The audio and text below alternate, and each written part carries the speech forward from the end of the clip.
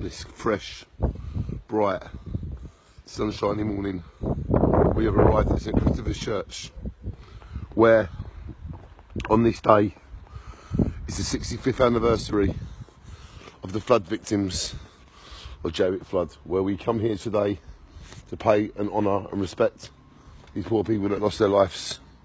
We are at the mighty St Christopher's Church to pay our respects to all of the people that lost their life in the Jaywick floods.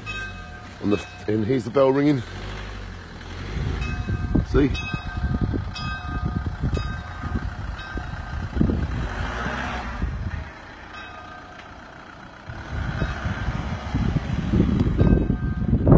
Hello Lynn, hello Ted. It's nice to see you here, guys. Shine on to the flood victims of 1953, ladies and gentlemen. Shine on to them.